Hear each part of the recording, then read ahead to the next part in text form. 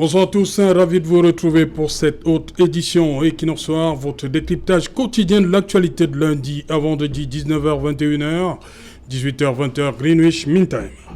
Sa dernière apparition publique remonte au début du mois de décembre 2021 à Douala lors des malheureux événements ayant conduit à sa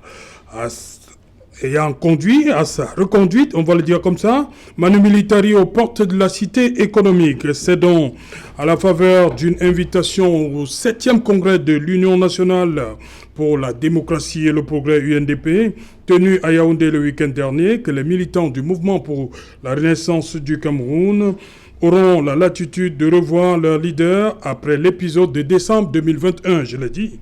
L'UNDP, pour son 7e congrès, va mettre côte à côte les principaux leaders que compte le landerneau politique camerounais. Margari Belobouba, 75 ans, dont 31 années passées à la tête du parti, reste aux commandes pour un nouveau bail qui s'achève en 2027. Devant les 800 membres statutaires venus assister au renouvellement des membres des organes du parti, l'inamovible président de l'UNDP, dans son discours inaugural, fixera comme enjeu la volonté de renforcer la place du parti sur l'échiquier politique national en préservant les victoires engrangées dans un contexte hautement compétitif et rude. Le 7e congrès de l'Union nationale pour la démocratie et le progrès a permis de réaffirmer son appartenance à la majorité présidentielle, une proximité avec le parti au pouvoir qui a conduit à un certain désamour marqué par un recul de son électorat. Parti de 68 députés lors des premières élections législatives multipartisanes du 1er mars 1992, l'UNDP en 1997 va se retrouver avec 13 députés seulement avant d'être réduit à un seul siège en 2002. Les législatives de 2007 marqueront la montée du parti de Belobouba. Ce sera 6 sièges avant de retomber à 7 en 2013. Depuis février 2020, l'UNDP, c'est 5 députés. À côté, c'est un conseil régional, c'est-à-dire la Damawa, 2 sénateurs nommés et 17 communes. L'UNDP, à travers son 7e congrès, vient de montrer à la face du monde qu'au Cameroun, le pouvoir et l'opposition peuvent s'asseoir autour d'une même table, discuter de l'avenir de la nation. Madame, Monsieur, tout à l'heure à 20h, c'est la grande édition d'information présentée depuis Yaoundé par Cédric Noufélé. Je vous retrouve à Douala pour Equinox Soir, deuxième partie. Ce sera le temps du débrief.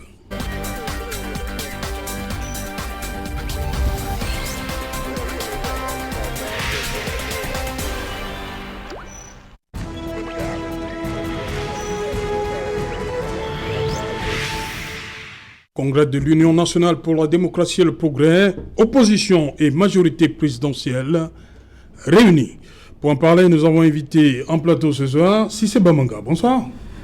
Bonsoir, M. Serge Alantou. Merci une fois de plus d'avoir invité le FSNC sur l'un des plus grands plateaux, pour moi, qui est même l'une des plus grosses plateformes politiques du Cameroun, qui édifie, qui est édifiant et qui est regardé à travers la présence de la République. Je vous dis pourquoi, parce que quand nous sortons ici à Equinox Soir, nous sommes interpellés dans la rue et nous voyons très bien que tout ce que nous dénonçons essaye d'être amélioré. Donc moi je souhaite que cette émission continue à aller de l'avant, que Dieu bénisse cette émission, et je salue comme ça tous les militants du FSNC à travers le monde qui sont nombreux, et le président national qui est le ministre et le président Issa Chiroma Bakari. Qui a assisté au 7e congrès, c'est bien cela? Oui, on va en parler. Voilà. Bonsoir Charles Dicam. Bonsoir Serge Alain. Bonsoir. Vous allez bien? Je vais très bien. Bon retour, hein? Merci. Je suis également heureux de vous retrouver. Oui. Bonsoir à mes co-panélistes, bonsoir aux très nombreux téléspectateurs d'Equinox TV. Et espérons que, à l'identique du thème de ce jour, nous saurons échanger et édifier les uns et les autres. Voilà, à côté de vous, Mathurin Biol. Mathurin, bonsoir. Bonsoir, c'est Jean Loto. Social-démocratique Front. Tout à fait. Donc, permettez-moi d'introduire mon propos ce soir, n'est-ce pas, en adressant la solidarité de mon parti à l'endroit des enseignants. Oui. Des enseignants qui, depuis quelques jours, n'est-ce pas, ont engagé un mouvement de protestation en vue d'obtenir l'amélioration de leurs conditions de vie. Je tiens donc à leur dire qu'ils ont la solidarité de tout notre parti, le SDF. En tant que social-démocrate, nous ne pouvons être que sensibles à leurs revendications et leur apporter tout notre soutien. Voilà. Bonsoir, conseiller Iyenga. Bonsoir Serge Alain, bonsoir à mes co-panélistes et un bonsoir particulier au chef de l'État, président de la République, son Excellence Paul Biya, qui tient le Cameroun debout jusqu'au jour d'aujourd'hui. Et je remercie d'autant plus le président de la République parce qu'il a compris les pleurs des enseignants et à temps il a réagi et nous ne pouvons que applaudir le chef de l'État. Voilà, une thématique inspirée par ce 7e congrès de l'UNDP. Voilà, l'UNDP qui, à travers Sadou Maïdadi, voilà, qui est là.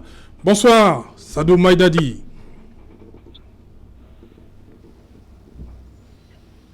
Bonsoir Serge Alain Autou et je salue également mes autres co-panélistes.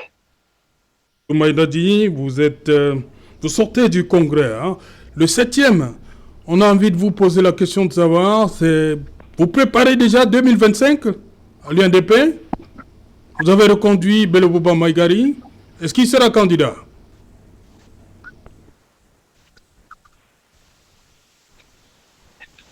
Avant de répondre à cette question, je vais revenir au chapeau pour introduire l'émission.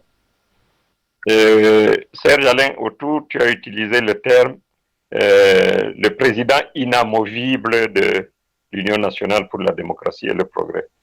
Il faut très bien comprendre que le président Bello ne s'impose pas à la tête du parti.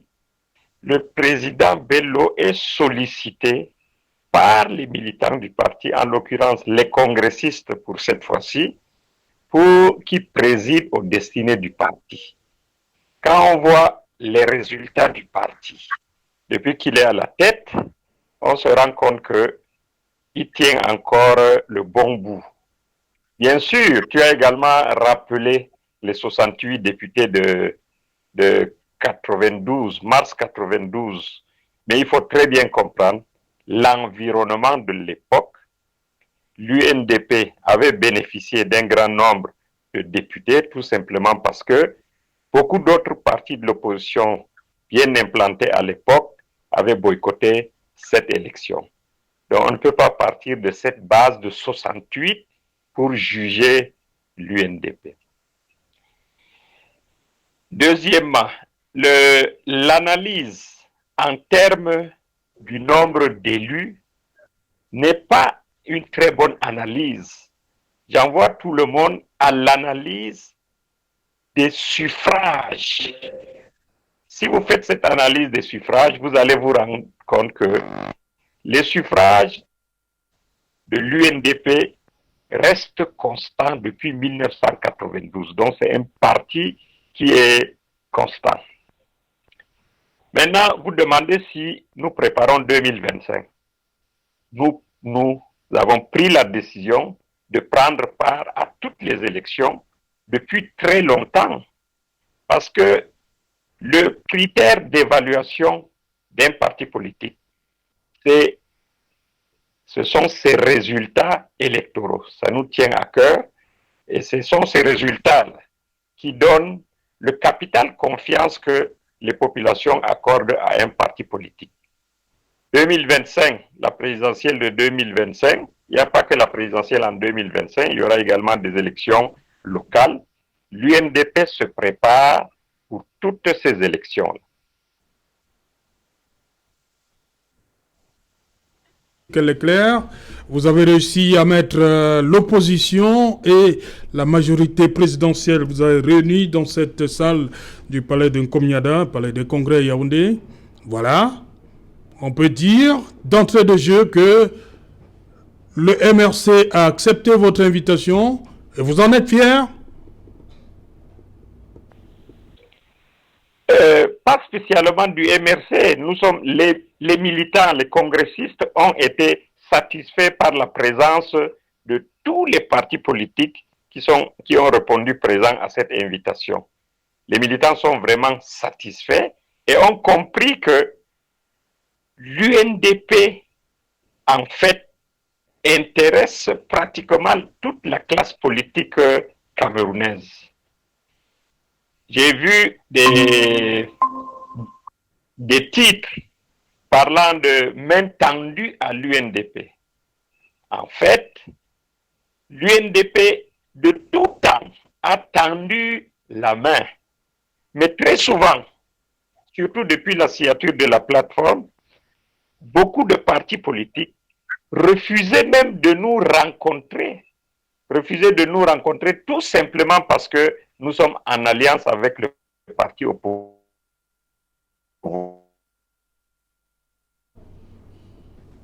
Voilà, merci Maïdadi, on va revenir aujourd'hui, pour c'est parti. Marley Zemin Koumou de régler les choses de l'autre côté.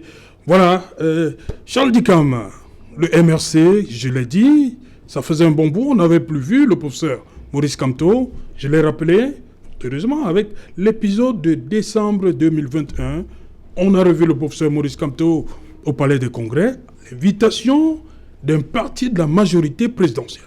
Je sais que dans votre formation, il y a un dur débat. Il y a des gens qui pensent que le professeur n'aurait pas dû aller là-bas. Pourquoi?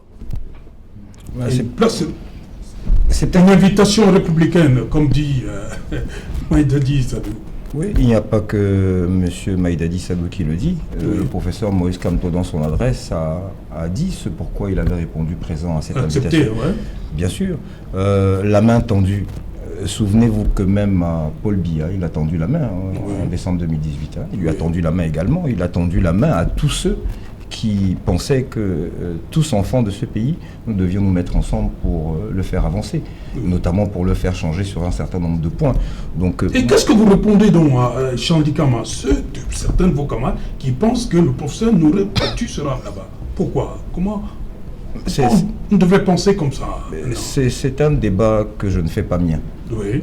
C'est un débat que je ne fais pas mien parce que je pense aussi, pour l'avoir vu et vécu ailleurs, que si la scène politique camerounaise se pacifiait quelque peu, si notamment le RDPC avait une attitude un peu moins hautaine, un but d'eux-mêmes, nous n'en serions pas là. Quel est donc ce pays où les gens ne peuvent pas se parler? De ne pas se parler a provoqué toutes les crises que vous connaissez. De ne pas se parler a provoqué le nozo. De ne pas se parler fait que les enseignants sont aujourd'hui dans la rue. Et les enfants les suivent, et bientôt les parents probablement, parce que à l'allure où ça va. Donc se parler est important, s'écouter est important, tenir compte de la vie de l'autre est important. Voilà. Et tous ceux qui prendront un chemin contraire, à mon avis, à mon humble avis, auront tout faux dès le départ. Voilà. Et c'est une invite à ce que les Camerounais comprennent, et j'ai eu à le dire plusieurs fois ici, notamment aux représentants du RDPC, que le Cameroun ne se fera pas sans nous. Je suis Camerounais au même titre que lui, et qu'il n'y a aucune raison qu'un pense avoir plus de droits que l'autre. Non, nous avons les mêmes droits, nous aimons notre pays de la même manière, enfin, peut-être que nous ne l'aimons pas de la même manière, mais nous l'aimons tout autant. Et il n'y a pas de raison que certains s'arrogent une telle hégémonie. C'est pas possible. C'est pas possible. Et moi, je salue cette attitude. Comme je dis que ça n'est pas la première fois. Il a tendu la main à d'autres. Vous savez notamment que un certain nombre de partis se sont réunis par rapport au code électoral, etc. Donc ce n'est pas que le MRC qui y est. D'autres partis y sont. Le RDPC a toujours été invité, pour ne citer que lui. Donc ils prennent part à la construction nationale, ceux qui veulent, ceux qui pensent que ce Cameroun se fera avec tous ses enfants. Mais je reste avec vous, Charles Dikam. On a quand même vu des passages d'un autre invité, un parti politique invité, mais qui s'est acharné, on va le dire comme ça, sans mettre des gants, sur le professeur Kamto. Comment comprendre cette attitude? Bon, un invité qui sache. Oui, écoutez, Monsieur Maïdadi tout à l'heure et vous-même avez évoqué des scores électoraux, comment dirais-je, des suffrages. je pense que nous serons unanimes sur cette table pour dire que ce monsieur n'existe que par lui-même, par la volonté d'un homme, Paul Biya, qui peut décider demain que celui qui manifeste avec les Ben Skinner là devienne aussi président. Donc il est là, il fallait qu'il se fasse remarquer. Sinon, vraiment, c'est un épiphénomène. Il est d'un ridicule à nul autre pareil. D'ailleurs, les congressistes lui ont bien envoyé. Donc je pense que ce n'est même pas l'évoquer ici sur un plateau comme celui-là est déjà de trop. Ok. Voilà, si c'est Bamanga, vous êtes le FSNC, on a vu votre leader présent à ce 7e congrès de l'UNDP. Quelle signification pour vous? Écoutez, M. Serge Alain Autou, c'est une grande fierté pour moi, parce que moi qui essaye depuis un moment d'échanger avec les deux, c'est-à-dire avec le président Chiroma et aussi avec le leader infatigable de l'UNDP, oui. Toutes les causeries où j'ai échangé, même jusqu'à la dernière fois où j'étais avec le président de mon parti, M. Chiroma, j'essayais de comprendre la problématique, les problèmes qu'ils ont eu depuis longtemps, près de 20 ans, ils ne se disaient pas bonjour, ça n'avantageait pas le septentrion. Quand je dis vous, je dis vous au FSNC. Oui, au FSNC. Voilà, ça n'avantageait pas le septentrion. Nous, la nouvelle... Chiroma au congrès de l'UNDP, ancien membre. Oui, moi j'ai toujours essayé de discuter avec lui, et quand j'ai discuté avec lui, je suis très content depuis un certain moment. Avant même qu'il ne prenne le turban à Garoua, vous savez, quand il a pris le turban à Garoua, il y a eu l'arrivée de tout le monde, au point où ceux qui ont les cachets et les signatures à Yaoundé ont demandé que c'est seulement le turban là, comme ça que le septentrion se joint et se rencontre. C'est-à-dire, ça fait peur à Yaoundé quand des personnes, quand des opposants, quand des partis politiques essayent de regarder seulement dans une direction, je dis seulement dans une direction, même pas s'asseoir pour travailler ensemble. Moi, je suis content aujourd'hui que le président Issa Chiroma, qui est un sage, qui me dit que, écoute, c'est derrière moi. Je ne peux pas oublier, mais j'ai pardonné. Oui, et la dernière fois aussi au stade, si le président Bello nous voit, il le sait, j'ai discuté un petit peu avec lui. J'ai terminé de discuter avec Chiroma et je suis allé discuter directement avec Bello. C'était fort pour moi, en fait. Quand je suis rentré à la maison, j'expliquais ça à ma famille parce que pour moi, c'est quelque chose de grand. Voilà, deux personnes qui appartiennent à l'histoire de ce pays, mais qui ont passé plus de 20 ans dans des choses que vous ne pouvez pas expliquer, diviser pour mieux régner, on n'en a pas besoin. Oui, la politique, on n'a pas besoin de ça aujourd'hui. Ce qu'on a besoin aujourd'hui, vraiment, c'est ce qu'on a vu à ce 7e congrès de l'UNDP, c'est ce qu'on a vu ce 5-6 mars. On a besoin de ça. Moi, aujourd'hui, quand je vois dans un congrès une force politique d'opposition populaire comme le MRC qui est là, je vois aujourd'hui une représentativité qui est là, l'UNDP et le SDF aussi, qui est une très bonne force. Mais ça fait peur aux personnes, aux personnes qui sont à Yaoundé, M. Serge Alain. Je vous dis ce qui... le RDPC était à ce congrès. Non, le RDPC était là. Mais je vous dis, ceux qui dirigent aujourd'hui dans ce pays avec des cachets et des signatures ne dorment plus. Ils ne dorment plus. Quand ils voient comment les personnes se démarquent, quand ils voient comment l'opposition fort, calme. Parce que quand on parle de M. Bello n'est jamais sorti pour parler.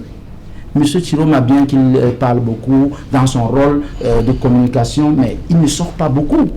Le MRC aussi, vous avez suivi le discours. Le président, moi j'ai failli avoir les larmes aux yeux quand j'ai écouté le président Kamtonou dire que depuis 2012, où le parti de la Renaissance a été créé, ils n'ont pas cessé de tendre la main. Mais monsieur Serge Alain Autou, notre pays aujourd'hui a besoin de ce genre de discours. Notre pays aujourd'hui a besoin de ce genre de rencontres. Je ne vous mens pas, parce qu'aujourd'hui, il y a des personnes tapis dans l'ombre. Nous sommes les politiques, nous les connaissons, qui essayent de tribaliser, qui essayent de régionaliser, qui essayent de mettre un peu du noir dans les partis politiques et les ethnofascistes. Non, on n'a pas besoin de ça. Nous sommes tous des Camerounais. Et aujourd'hui, vous avez dit tout à l'heure, vous avez parlé avec Léoné Meidadi, que je connais très bien, donc même quand je suis bloqué souvent politiquement, j'échange avec lui. Il me donne beaucoup de choses, il me parle de l'avenir. C'est de ça qu'on a besoin. Ce qu'on a besoin aujourd'hui, c'est de voir en 2025, le chef de l'État, il a beaucoup fait, il a fait pour lui. Aujourd'hui, il sortira par une grande porte ou par une petite, mais nous le souhaitons qu'il sorte par une grande porte. Qu'est-ce qu'on va hériter? Et j'ai l'habitude de leur dire ça. Même à Garga, je l'expliquais. Ouvrez-nous la main, ouvrez-nous, tendez-nous la main. Et les jeunes comme nous, mettez-vous en politique, parce que ce qui est fait sans vous est fait contre vous. Moi, tout ce que je peux dire, je salue ce congrès et je peux vous dire que voir M. Issa Chiroma Bakari avec le président de l'UNDP, avec Maurice Kamto, bien que l'autre a été ridicule, mais il est aussi là, c'est un homme politique, on ne va pas cracher sur lui. Je pense qu'on peut le pardonner parce que c'est des choses qui arrivent. Vous savez que voir 8000 personnes, 1500 personnes. Non, il y a 800 compressistes. 800 compressistes, l'UNDP et tout ça, tous ces invités, ils étaient plus de 1500. Il y a des personnes qui n'ont pas ces ferveurs-là. Peut-être que le PADEC a deux personnes, j'ai rien contre eux, mais je pense qu'on ne va pas tirer sur l'Iné Momo. Il a été recadré. Nous l'acceptons, nous devons travailler ensemble, M. Serge tout parti politique. Nous sommes ouverts et le FSNC aujourd'hui, je peux vous dire que nous aussi, nous sommes ouverts à travailler avec tout parti politique. Et je chute par là. N'oubliez pas que ici, dans votre immeuble, il y a un monsieur qui est passé, qui vous avait dit que nous sommes en train de préparer les réacteurs. Et quand ça va chauffer avec la fusion, avec l'Ouest et tout le monde, on va travailler pour que les Camerounais ne descendent plus sur la rue, pour que les étudiants, un lundi, un mardi, ne sortent plus avec la tenue, pour qu'il n'y a plus d'électricité, il y a plus de manque d'électricité. Donc voilà des choses qui doivent nous réunir, voilà des choses qui nous préoccupent, M. Serge Alentou. Tout ce qui se passe sur les réseaux sociaux et qui noircit les partis politiques, ça nous intéresse pas au FSNC. Mathieu Biol, le SDF également comptait parmi les invités de l'UNDP. Comment ça a été perçu, comment ça a été accueilli cette invitation de l'UNDP dans votre parti? Nous l'avons accueilli de façon surtout, tout à fait. Vous étiez présenté par le premier vice-président. Tout à fait. Nous l'avons accueilli de façon normale, voyez-vous. Nous sommes le prochain parti, n'est-ce pas, qui va au pouvoir au Cameroun. Donc il va de soi que, n'est-ce pas, que ceux qui lisent l'avenir comprennent que le SDF ne peut pas être absent, n'est-ce pas, dans des moments pareils, et que il convient pour eux, n'est-ce pas, de se mettre déjà à préparer l'avenir en acceptant déjà de s'allier avec nous. Donc nous étions là-bas dans le but de leur dire, au président de l'UNDP, à l'UNDP, que l'avenir se fera avec le SDF et qu'il faudra qu'il s'allie avec nous afin que nous puissions travailler ensemble. Donc c'était dans le cadre de la convivialité. Et vous savez qu'actuellement, le climat politique est assez tendu dans le pays, n'est-ce pas? Vous savez qu'il y a des régions qui sont déclarées sinistrées. À l'est, vous savez comment l'insécurité dans ces régions, au nord, à l'extrême nord, ainsi de suite. Donc c'est tout à fait normal qu'on essaye de décrisper l'atmosphère politique au Cameroun, et ça passe par des rencontres comme celle-là, afin que les uns et les autres puissent discuter, échanger et préparer sereinement l'avenir, l'après-Biya. Vous savez que l'après-Biya est certain. Il est certain pour tous, mais il se présente avec beaucoup d'incertitudes. Donc, par conséquent, il faut que les acteurs politiques soient déjà assez mûrs, assez matures pour comprendre qu'il faut taire un certain nombre de divergences, il faut taire un certain nombre de querelles, et il faut se réunir sur le minimum. Le minimum, c'est quoi? Le minimum, c'est d'abord la sécurité à l'intérieur du pays. Le minimum, c'est permettre que les conditions de vie des populations s'améliorent. Le minimum, c'est permettre que les Camerounais puissent vaquer librement à leurs occupations.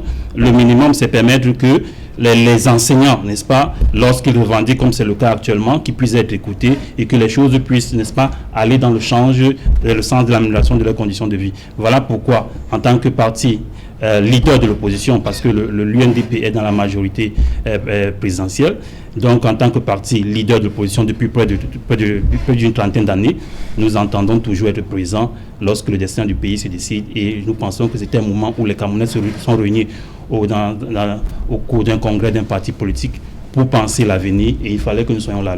Nous avons été représentés, comme vous l'avez dit, par le vice-président, l'honorable Joshua aussi. Il est arrivé à 10h. Il a tenu un discours. Il est parti à 12h parce qu'il devait rattraper un vol qui devait le conduire à Maroua.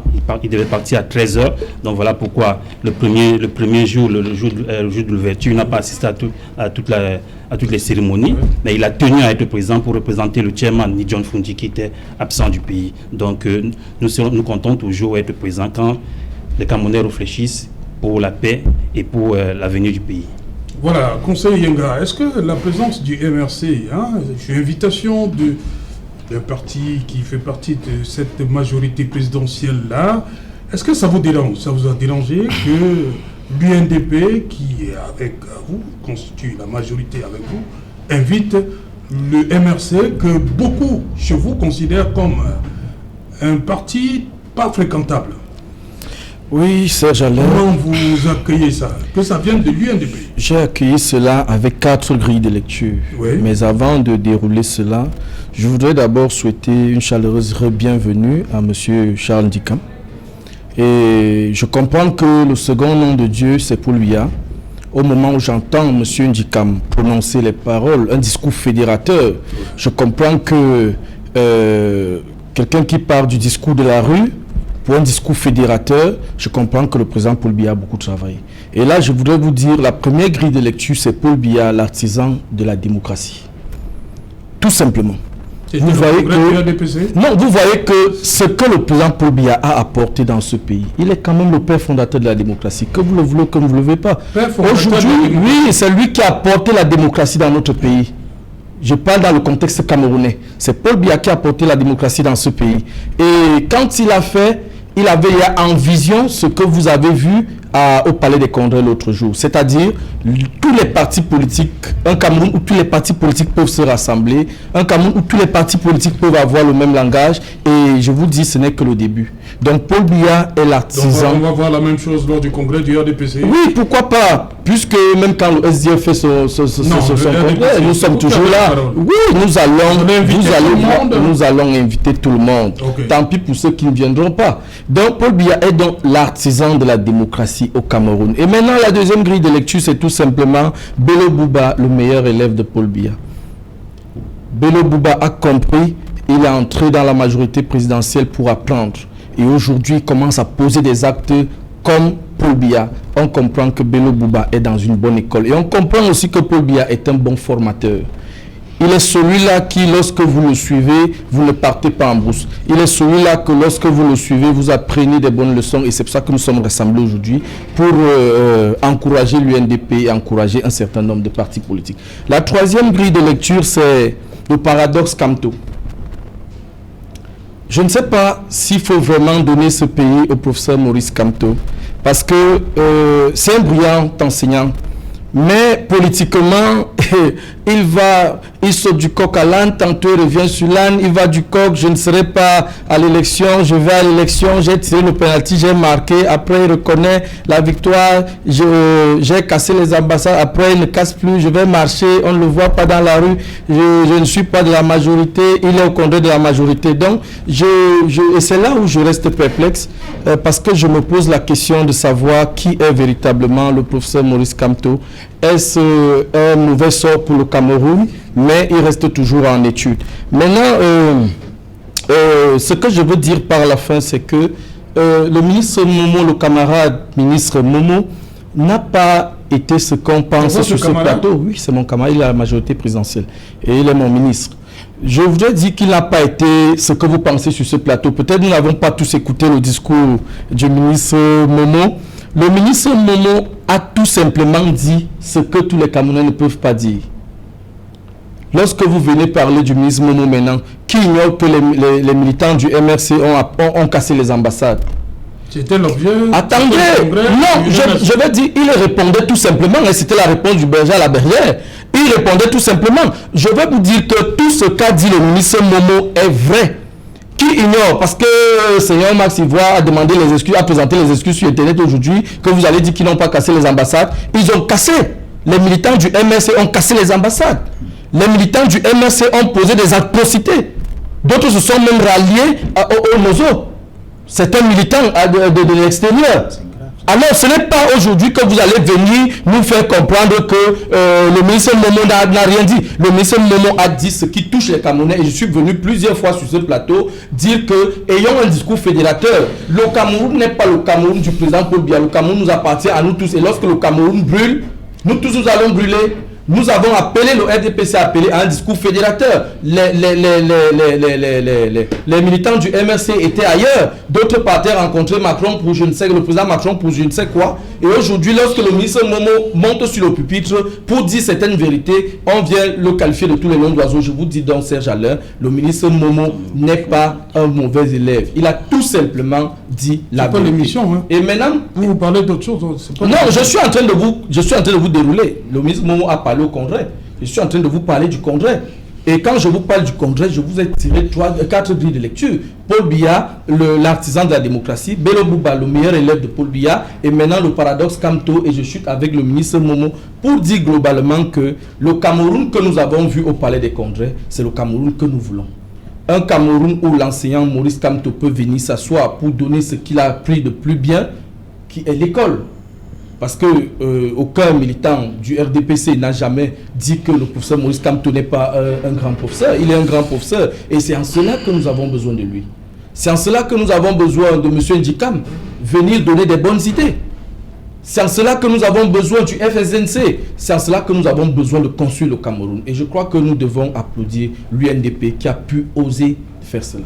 Voilà, on va repartir à Yaoundé. Nous attendons Dr Aristide Mono. Dr Aristide Mono, votre appréciation, votre analyse, grille de lecture, je sais que vous en avez plusieurs, par rapport à ce qui s'est passé au Palais des Congrès, cette opposition-là, à côté de la majorité présidentielle.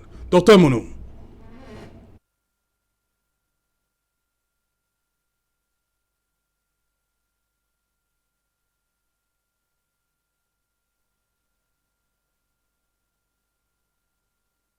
Voilà, des petits soucis de son avec Dr Mono. Voilà, je vous passe la parole. Je vous ai vu, je vous vois sourire. Charles Ndjikam.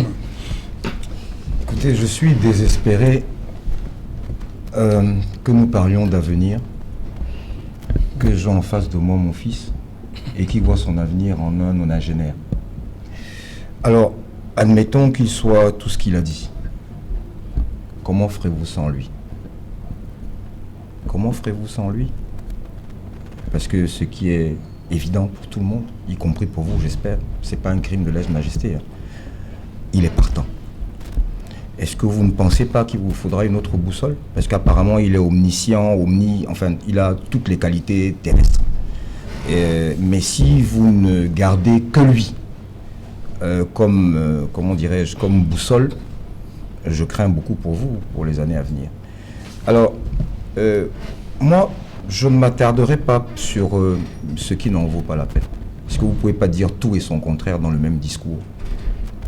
Vous parlez de fédérateur, et vous parlez de quelqu'un qui ne représente que lui-même, qui tient justement des propos qui ne le sont pas. Alors qu'est-ce que vous voulez finalement? Vous applaudissez pourquoi? Vous ne savez exactement pas pourquoi vous applaudissez. Non. Applaudissez tous les acteurs lors de ce congrès, invités comme ceux qui étaient les hôtes. Applaudissez-les d'avoir fait ce que vous n'avez pas été capable de faire jusqu'à présent. Vous n'avez pas été capable de le faire, même invité par les autres. Encore moins d'invités. Donc, c'est peut-être à vous de tirer les plus grandes leçons de ce congrès. De se dire que, contrairement à vos grilles de lecture, les Camerounais ont peut-être commencé à penser qu'il faut qu'ils pensent ensemble, qu'ils imaginent ensemble. Là où vous aviez pensé détenir la pensée unique. C'est à vous de tirer les plus grandes leçons de ce congrès. Il n'y a pas d'attitude nouvelle de Maurice Kamto. Je pense que vous qui êtes a priori un homme de médias, ces sorties sont connues, notamment celle de 2018 que j'ai rappelée, tendant la main au chef de l'État, Paul Biya. J'ai cité tout à l'heure un exemple de partis qui se réunissent actuellement, même si vos sous-préfets les en empêchent. En voici un, avec lequel nous réfléchissons sur l'avenir du Cameroun, notamment sur le système électoral.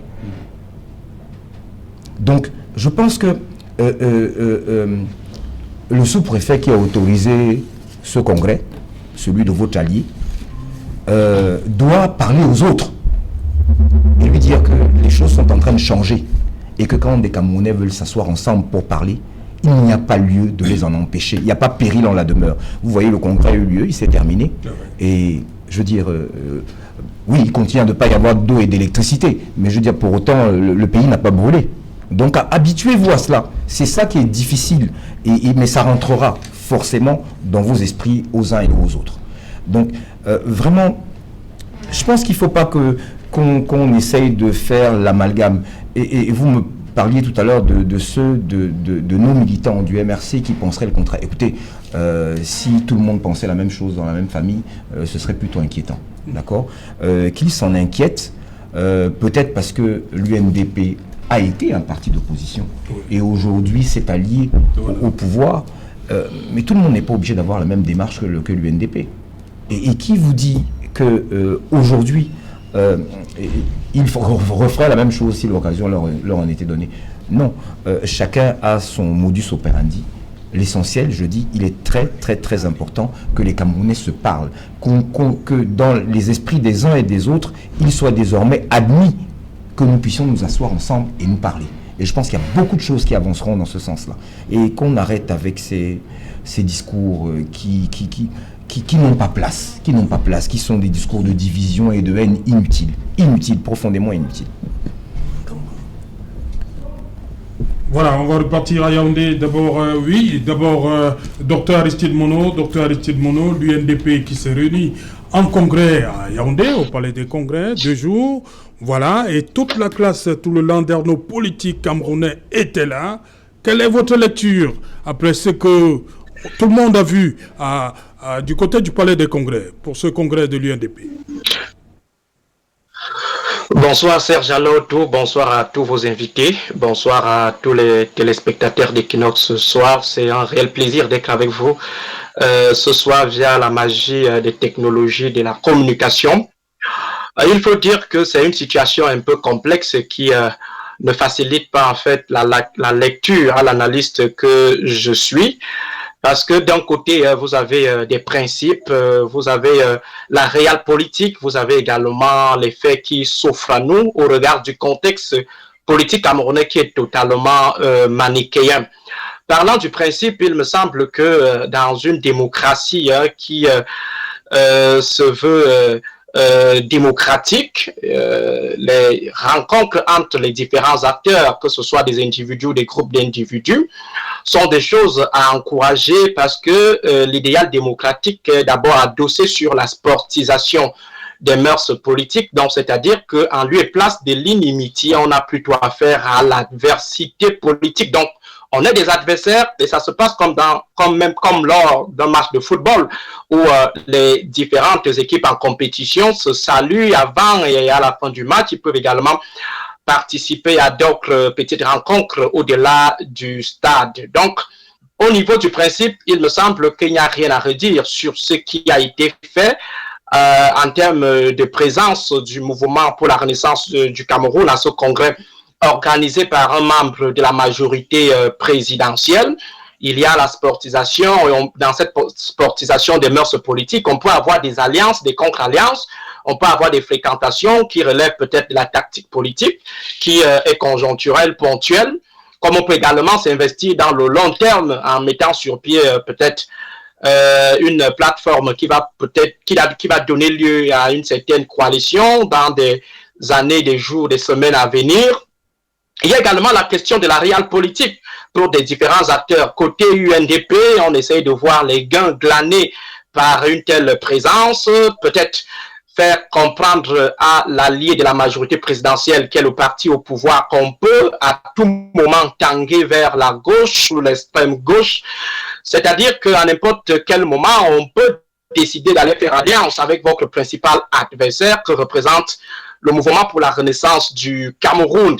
Donc, par réalisme, le ministre Bello Bouba Maïkari peut surfer sur cette rationalité et s'attirer cette rente symbolique que constitue la présence du MRC à son congrès. Et du côté MRC, on peut également surfer sur l'idée d'un MRC qui n'est pas assez extrémiste, tel que cela est présenté par le parti au pouvoir, un MRC qui est conciliateur, qui est conciliant, un MRC qui pardonne, un MRC qui est prêt à discuter avec tout le monde. Donc, il y a un message qui est passé, un message qui peut également dériver sur une stratégie à long terme. Pourquoi ne pas avoir plus tard l'UNDP, qui est une force politique assez implanté dans le Grand Nord qui est incontournable dans la dévolution du pouvoir successoral après M. Paul Biya. Donc forcément, il faut peut-être tenter quelques alliances ou quelques rapprochements avec ces partis qui sont assez implantés dans cette région du Cameroun. Donc, il y a la réelle politique, il y a la stratégie, il y a le principe.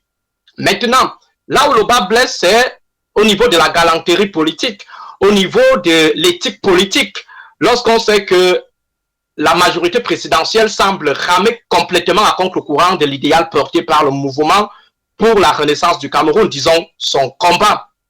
Vous avez d'un côté ceux-là qui ont étiqueté, taxé ou alors érigé le MRC en parti ennemi de l'État, ennemi de la nation, et déploie pratiquement tous les moyens nécessaires pour traiter le MRC comme tel, avec des détentions arbitraires, avec des ripostes physiques assez musclées. On se demande bien si ça peut faire, sens, ce rapprochement entre le bourreau ou le soutien du bourreau et la victime qu'est le mouvement pour la renaissance du Cameroun. Le champ politique camerounais, ma foi, Serge Alain Autou est assez manichéen. Il n'admet pas les degrés méso ou des positions méso, autant pour moi. Soit vous êtes de la gauche, soit vous êtes de la droite. Il n'y a pas de milieu parce que la ligne qui a été édictée et entretenue par le parti au pouvoir est une ligne de fracture totale entre les forces alternatives et les forces au pouvoir. Alors, ceux qui tiennent donc à l'éthique politique n'arrivent pas à comprendre comment la victime peut aller s'asseoir avec l'ami du bourreau ou même du bourreau, parce qu'on sait que les partis de la majorité présidentielle ne sont pas assez conciliants et ne semblent pas être disposés à offrir les opportunités aux autres qui veulent à tout prix leur pouvoir, cette opportunité de pouvoir se mouvoir dans le champ politique camerounais. Et cette situation, cette posture est encore plus délicate lorsqu'on sait que le professeur Maurice Kamto, dans son camp, semble aujourd'hui faire l'objet de beaucoup de critiques. Déjà, on a vu la contestation interne après la décision de ne pas prendre part aux élections législatives et municipales. Cela a laissé des blessures au sein du mouvement pour la renaissance du Cameroun avec des défections. On a vu le départ de Célestin Djamel, on a vu des positions hybrides de certains apparatchiks de ce parti qui n'arrivent pas à se prononcer, mais qui ruminent quand même une certaine rancœur à l'égard de cette décision prise par le professeur Maurice Kamto.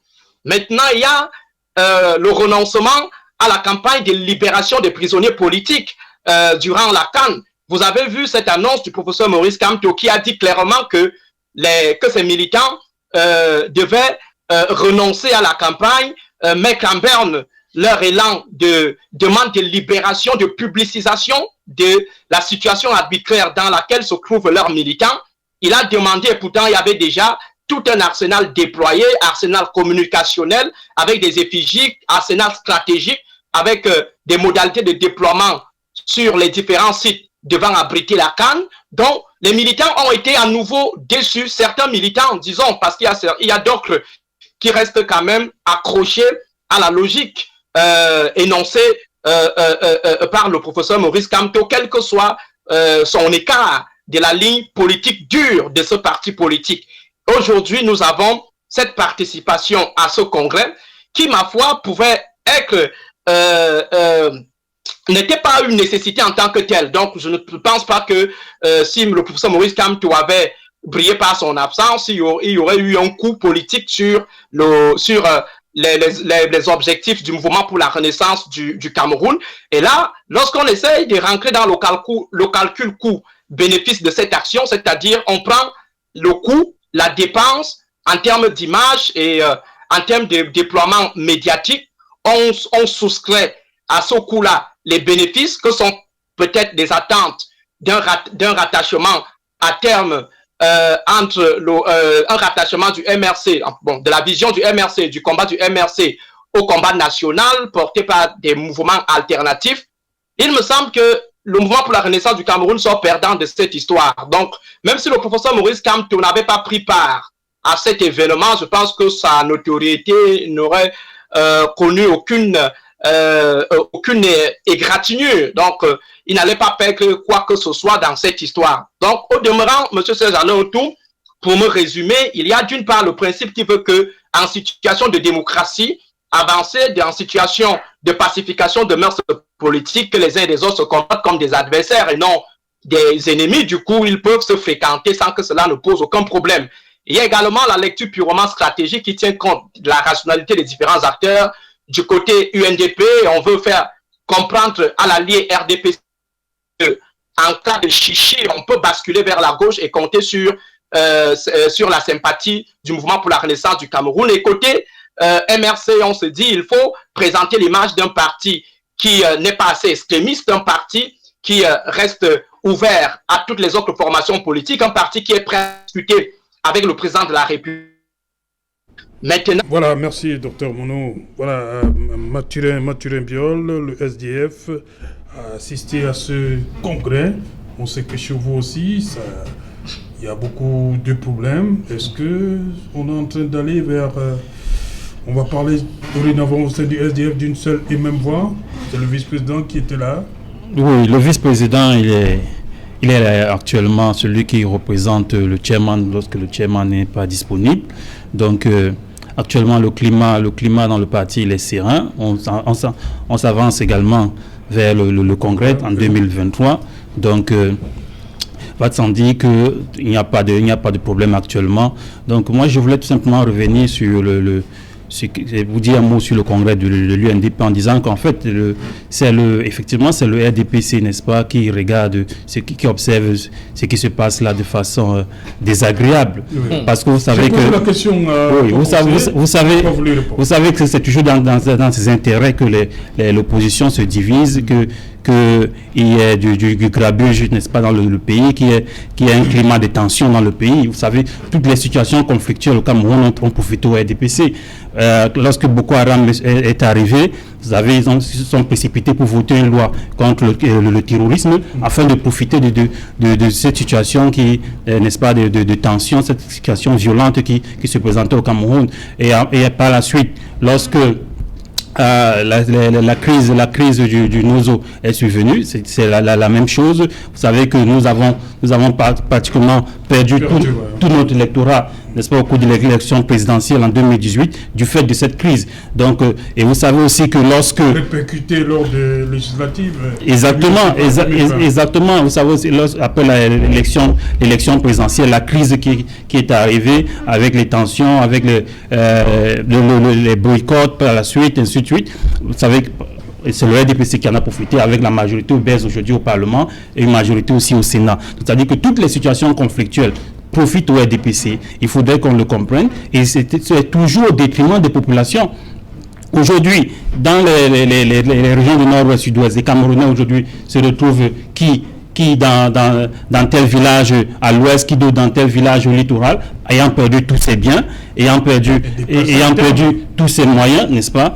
Mais par contre, lui, le RDPC, il est à l'aise, il a pris tous les députés des régions du nord-ouest et du sud-ouest, tous les maires, mais au finish, ce sont les populations qui trinquent. Donc, nous devons le comprendre, nous qui sommes dans l'opposition, comprendre que ce n'est qu'avec un climat apaisé, ce n'est en étant ensemble, en étant soudés, que nous pouvons véritablement battre le RDPC. Et comme le vice-président du SDF, l'honorable Bichos, il l'a dit au cours du congrès de l'UNDP, que nous présentons comme le premier parti au pouvoir au Cameroun. Ça, il n'y a pas, c'est clair pour tous. Donc, il va sans dire que nous devons, en tant que leader, n'est-ce pas, travailler à rassembler, travailler à apaiser, et afin que l'après-BIA se fasse de façon très sereine. Et moi, je le dis à tous les Camerounais, à ceux qui travaillent afin que le désordre s'installe au Cameroun, je leur dis que ce n'est pas la population qui va profiter du désordre au Cameroun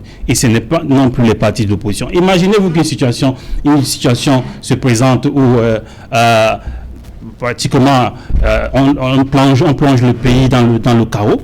On sera obligé de se retrouver dans une situation où c'est l'armée qui décide de prendre le pouvoir en complicité avec la même élite qui est actuellement au pouvoir à Yaoundé. Ça veut dire que nous avons tous intérêt véritablement à observer ce qui se passe, à faire preuve de beaucoup de retenue, a fait preuve de beaucoup de retenue et de beaucoup de sagesse. Ce n'est que par là que nous pourrons véritablement assurer une transition pacifique et assurer une transition qui profitera aux Camerounais et qui profitera à ceux qui travaillent pour l'amélioration des conditions de vie du peuple camerounais et qui travaillent pour avoir un continent africain, n'est-ce pas, plus prospère. Donc voilà ce que je voulais dire sur ce climat de convivialité qu'on a aperçu, n'est-ce pas, lors du congrès de l'UNDP. Et c'est le même climat qui va véritablement se présenter lorsque le SDF, n'est-ce pas, organisera le sien en 2023. Voilà, on va revenir, c'est promis, cher monsieur, on va revenir après le journal de Cédric Noufélé depuis la capitale Yaoundé pour continuer avec Equinox Soir, deuxième partie. Ce sera le temps du débrief.